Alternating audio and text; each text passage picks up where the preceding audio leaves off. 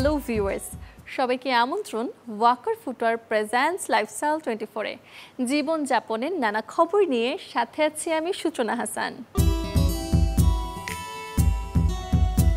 কেউ কাগজ কেটে করছেন নানা ডিজাইন, কেউ বা আপন মনে আঁকছেন ছবি, অথবা কেউ কেউ ডায়েরির পাতা স্টিকার যোগে করছেন রঙিন।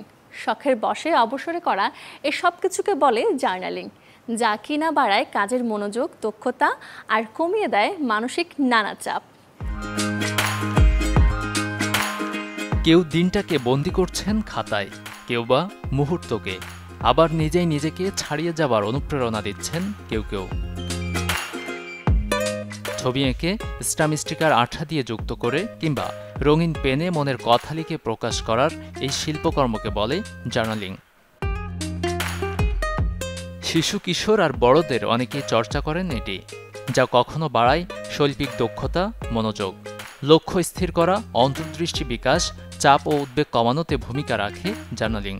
ফার্স্ট অফ অল জার্নালিং আমি মনে করি যে এটা হচ্ছে প্রেজেন্টেশন আমাকে অনেক বেশি হেল্প করবে, অ্যাজ এটা এক পর্যায়ে ডেকোরেশন আর কি, একটা টপিককে, একটা থিংসকে আপনি অনেক সুন্দর করে ডেকোরেট করতে পারবেন। তো অনেকেরই রয়েছে যারা ডেকোরেশন থিংস অত ভালো করতে পারে না, শুরুর দিকে দুর্বল থাকে, অ্যাজ আমিও দুর্বল ছিলাম। ধীরে ধীরে প্র্যাকটিস করতে করতে করতে করতে টপিকটাকে আমি ধীরে ধীরে মনের মধ্যে সাজাই, দেন এটাকে আমি নোটবুকে সাজানো শুরু করেছি, যেটা অফকোর্স প্রেজেন্টেশন আমাকে অনেক বেশি হেল্প করে। অনেক স্ট্রেসড লাগে তখন আমি জার্নালিং নিয়ে বসি, অ্যান্ড যত প্রবলেমস আছে সব ভুলে যাই, because it's like an experience, এত ইমার্সিভ।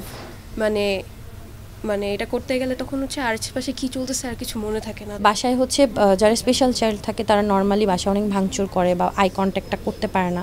সো সেক্ষেত্রে ওদেরকে যদি যে কোনো একটা স্টাডি লেভেল রিলেটেড কিছুতে যদি এঙ্গেজ রাখা যায়, সেক্ষেত্রে বাসার সবাই অনেক হ্যাপি থাকে, প্লাস ও বাচ্চাটা নিজেও খুব হ্যাপি ফিল করে। So I think journaling is the best. Journaling করে অনেকেই পেয়েছেন ডিভাইস আসক্তি থেকে মুক্তি সহ নানা উপকার। তবে এই কাজ করতে প্রয়োজন হয় বিভিন্ন ডিজাইনের শত শত উপকরণ, দেশে যা সহজে পাওয়া যায় না হাতের নাগালে। আমি প্রথমে একটা টপিক সিলেক্ট করি, তারপর আমি বিভিন্ন জিনিস কালেক্ট করে বিভিন্ন সিলেক্ট করে আমি যে একটা জার্নালিং করি, ওটা হচ্ছে আমার ফিলিংস, ইমোশন, দেন হচ্ছে আমার চিন্তা ভাবনাগুলো ধরে রাখে। যখন আমি জার্নালিং করতাম না তখন অনেকটা টাইম ফোনের উপর যেত, তো যখন থেকে আমি জার্নালিং করি তখন আমি কোনো একটা থিমের উপর বেশি ভাবি ফোনের থেকে। তো এখানে আমার কনসেন্ট্রেশনটা ফোন থেকে একটা ন্যাচারাল জিনিসের প্রতি, আমার লাইফের অনগোয়িং জিনিসের প্রতি চলে যায়। ও যখনই একটু টায়ার্ড হয়ে যায় পড়তে পড়তে, ওর কাছে মনে হয় একটু রিফ্রেশ হওয়া দরকার, ও তখন এই জিনিসগুলো নিয়ে বসে। আমার কাছে খুব ভালো লাগে। আমার কাছে মনে হয় প্রতিটা মাকেই সাপোর্ট করা উচিত যে এক্সট্রা কারিকুলাম হিসেবে বাচ্চাদের কিছু এক্সট্রা কিছু শিখলো, এতে ওদের মোবাইলের প্রতি আসক্তিটা কমে যাবে এবং ওরা ওখান থেকে বের হয়ে সৃজনশীল জিনিসগুলোকে সাথে সাথে রপ্ত করতে পারবে। আর জার্নালিং করতে গিয়ে উপকরণ স্বল্পতায় পড়ে শিক্ষার্থীদের কেউ কেউ গড়ে তুলেছেন আস্ত দোকান, যেখানে বেচা বিক্রিও বেশ। বাসায় বসে থাকতাম, তখন আমরা জার্নালিং করতাম, সেখান থেকে আমাদের যে আইটেমসগুলো বা যে প্রোডাক্টসগুলো দরকার হতো সেটা আমরা ঠিক খুঁজে পেতাম না। তো আমরা সেখান থেকে মেনলি আমাদের এই বিজনেসের আইডিয়াটি আমরা জেনারেট হয় এবং আমাদের জার্নিটি স্টার্ট হয়। তো এখানে অ্যাডভান্টেজ হচ্ছে আপনার বেনিফিটস হচ্ছে অনেকগুলো, যেটা হচ্ছে আপনার কাস্টমারদেরকে বা বাচ্চাদেরকে বা যাকে বলেন ক্রিয়েটিভ করে তোলে। যেমন হচ্ছে তারা কালার কোঅর্ডিনেশনের ব্যাপারে একটা নলেজ পায়, যেমন হচ্ছে কোন কালারটা কোথায় বসালে সুন্দর লাগবে। পরে হচ্ছে ডিফারেন্ট এলিমেন্টস ইউজ করে, যেমন হচ্ছে জার্নালিং পেপার, স্টিকার বা স্ট্যাম্প বা ওয়াশি টেপ, কোথায় কোন জায়গায় বসালে সুন্দর লাগবে বা পেজটা দেখতে এক্সট্রা অর্ডিনারি লাগবে। পরে হচ্ছে ক্রিয়েটিভিটি তো অবশ্যই করে তোলে। পরে হচ্ছে আরও বিভিন্ন বেনিফিটস আছে, যেমন হচ্ছে স্ট্রেস রিলিফ করে।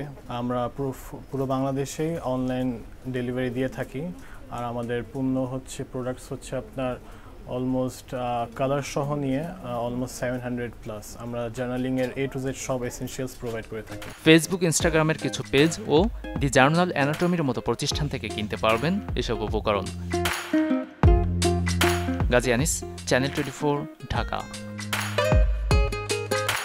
নতুন কমিটি পেল দেশের বেসরকারি টেলিভিশন ও রেডিও স্টেশনে সংবাদ উপস্থাপন করা নিউজ প্রেজেন্টারদের একমাত্র সংগঠন news broadcasters alliance of Bangladesh (NBA), যার ভোট গ্রহণ আয়োজনে এক হয়েছিল দেশের সকল উপস্থাপকেরা।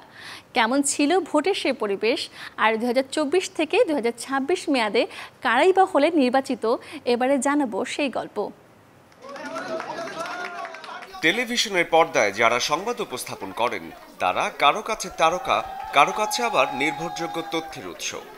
সেই সংবাদ তারকাদের সংগঠন news broadcasters alliance of Bangladesh NBA এর নির্বাচন। ঢাকা রিপোর্টার্স ইউনিটিতে আগামী 2 বছরের জন্য নতুন কমিটি নির্বাচিত করতে ভোট দিতে আসেন এনবিএ এর ভোটাররা। সহকর্মীদের ভোট দেওয়ার পাশাপাশি এনবিএ নিয়ে নতুন স্বপ্ন সবার চোখে মুখে। আমি তো চাইবই যে চ্যানেল 24-এ সবাই জয়যুক্ত হোক এবং এখানে একটা উৎসবমুখর পরিবেশ আছে, সব নিজেদের মানুষ, সবাই আমরা সহকর্মী। আমার কাছে ভোট দিয়ে মনে হয়েছে এটা একটা গোছানো একটা প্রক্রিয়া। তো অসম্ভব ভালো লাগছে এবং আমার কাছে মনে হচ্ছে যে এনবিএর ইতিহাসে এই প্রথম এত বেশি অংশগ্রহণমূলক। দেশের বেসরকারি টেলিভিশন এবং রেডিও স্টেশনের সংবাদ উপস্থাপকদের একমাত্র সংগঠন এনবিএ এগিয়ে যাবে আরও বহুদূর, এমন প্রত্যাশা বিদায়ী এবং নবনির্বাচিত প্রেসিডেন্ট ও সাধারণ সম্পাদকের কণ্ঠে।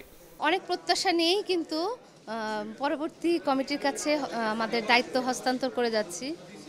যেহেতু আমি একদম প্রতিষ্ঠা লগ্ন থেকে আছি এবং সারা জীবনই থাকবো এনবিএর সাথে পাশে, যখন যে কমিটি এসেছে আমি তাদের পাশে ছিলাম। আজকের বিজয়ের পরে প্রথম টেনশন, আমার অনেক বেশি চ্যালেঞ্জ আছে, সেগুলোকে এখন পূরণ করতে হবে। আমি মনে করি যে সেই চ্যালেঞ্জগুলো পূরণ করবার জন্য আজকে থেকে প্রথম দিনটা শুরু, এবং আমি আজকে থেকে কাজ শুরু করতে চাই। এবারে ভোটের স্লোগান ছিল এবারের ভোট তারুণ্যের হাতেই হোক। সো তারুণ্যকে বেস করে আমরা এগিয়ে যাব। ভোট নেওয়া হয় সকাল 10টা থেকে বিকেল 5টা পর্যন্ত। নতুন পরিষদে চ্যানেল 24 থেকে সর্বোচ্চ 5 জন নির্বাচিত হয়েছেন।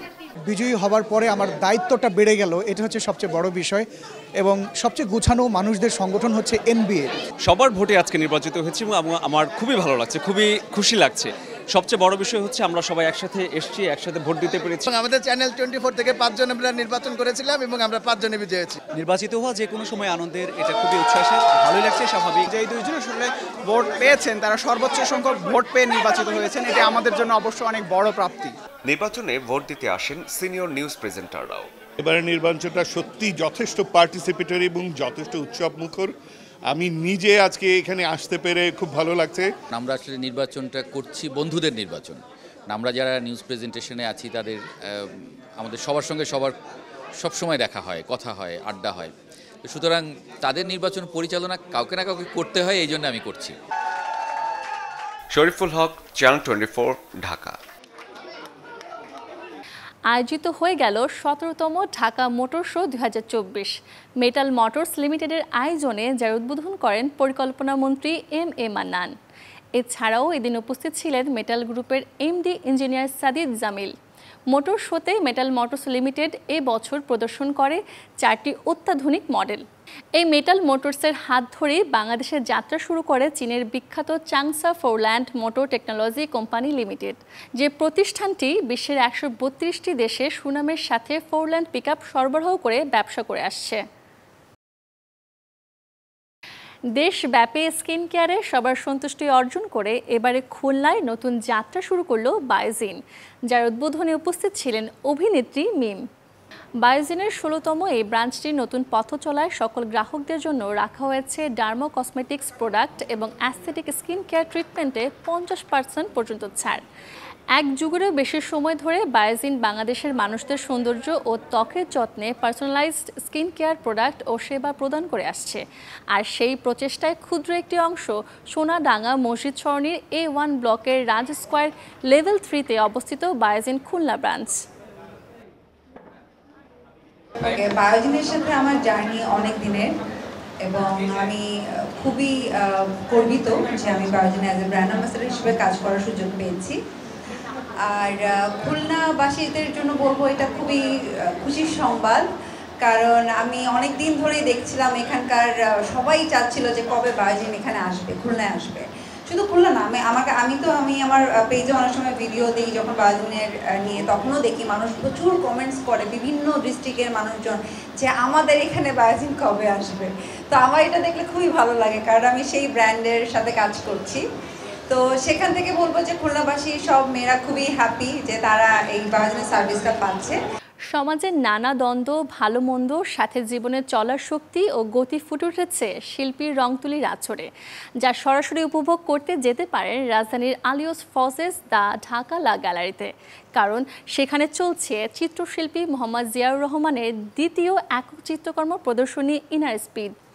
24 মে থেকে শুরু হওয়া এই চিত্রকর্ম প্রদর্শনীর পর্দা নামবে 4 জুন, যার উদ্বোধনী দিনে উপস্থিত ছিলেন আর্ট বাংলা ফাউন্ডেশনের চেয়ারম্যান অধ্যাপক মোহাম্মদ ইউনুস, শিল্পী রঞ্জিত দাস, লেখক ও গবেষক মফিদুল হক, সমালোচক মঈনুদ্দিন খালেদ, সুপ্রিম কোর্টের সিনিয়র অ্যাডভোকেট নাহিদ মাহতাব এবং মঈন ফাউন্ডেশনের প্রতিষ্ঠাতা মন্তাসির মঈন সহ আরও অনেকে।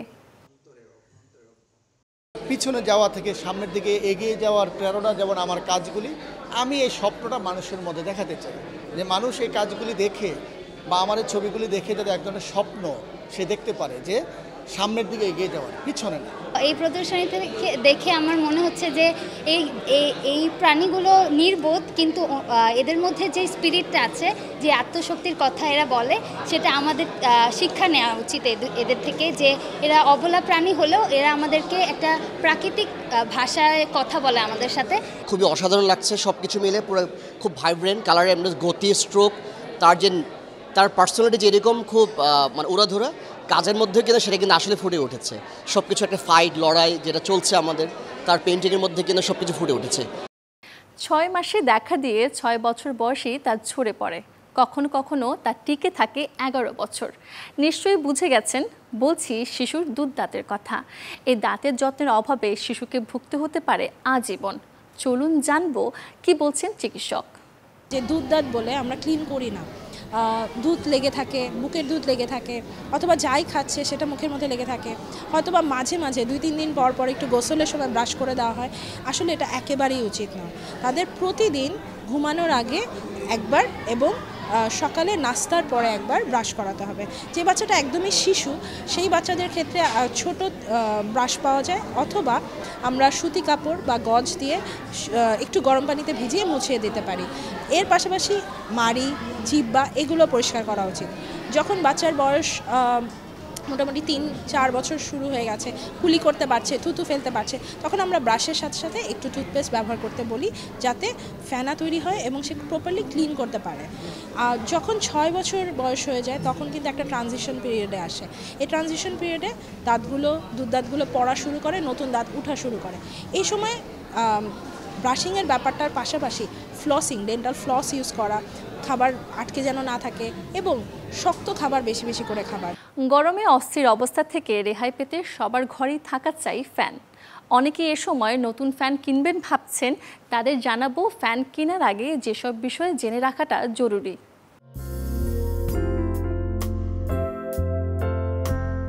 ফ্যান কেনার আগেই তা বিদ্যুৎ সাশ্রয়ী কিনা ভালোভাবে জেনে বুঝে কিনুন। পুরনো দিনের ফ্যানে বিদ্যুৎ খরচ হয় বেশি, এছাড়া মোটর গরম হয়ে যাওয়া, বিকট শব্দের মতো সমস্যাও আছে। দেশীয় ব্র্যান্ডগুলো আধুনিক মেশিন ও প্রযুক্তি সম্পন্ন ফ্যান বাজারে আনছে, বিদ্যুৎ সাশ্রয়ের পাশাপাশি যেগুলো দুর্ঘটনার আশঙ্কাও কমায়। রিচার্জেবল ও সোলার ফ্যানও বেশিক্ষণ চার্জ সঞ্চয় করে রাখতে পারে। বায়ু পরিবহন ও পরিচালন ঠিক আছে কিনা দেখা জরুরি। বর্তমানে অনেক ব্র্যান্ডে দক্ষ টিম দিয়ে গবেষণা করে বিভিন্ন মডেলের ফ্যান বাজারে আনছে। তাদের মূল লক্ষ্য হল সর্বশেষ প্রযুক্তির ফ্যান উৎপাদন, যা ঘর জুড়ে শীতল বাতাস সরবরাহ করবে। অনেক সিলিং বা স্ট্যান্ড ফ্যানে আজকাল তাই বেশি পাখাও যুক্ত করতে দেখা যায়। কি কি নতুন ফিচার আছে সেটি বুঝে ফ্যান কিনুন। শুধু সিলিং ফ্যান না, স্ট্যান্ড, হ্যান্ড বা চার্জার ফ্যানেও অনেক নতুন ফিচার আছে। Smart operating system, voice command, remote control, sensor system ও টাচ সুইচিং পদ্ধতিও ফ্যানে আছে। ফ্যানটি কোন জায়গার জন্য কিনবেন সেটা বুঝে মডেল নির্বাচন করা জরুরি। রান্নাঘরে যেমন সিলিং ফ্যানের বদলে ওয়াল ফ্যান ভালো, খাওয়ার ঘরে আবার স্ট্যান্ড ফ্যানের চেয়ে সিলিং ফ্যান সুবিধাজনক। অন্যদিকে বাহিরে গেলে তীব্র গরম থেকে রেহাই পেতে পোর্টেবল চার্জার ফ্যান হ্যান্ড ব্যাগে বহন করা যায়। তবে আজকাল ফ্যান শুধু প্রয়োজনই মেটায় না, ঘরের শোভাও বর্ধন করে, তাই নিজের অন্দরের নকশা বুঝে ফ্যান কেনা ভালো। Desk report, channel 24। আয়োজন শেষ করব, তবে এক নজরে দেখব সোমবার কোথায় কোন মার্কেট কিংবা শপিং জোন থাকবে বন্ধ।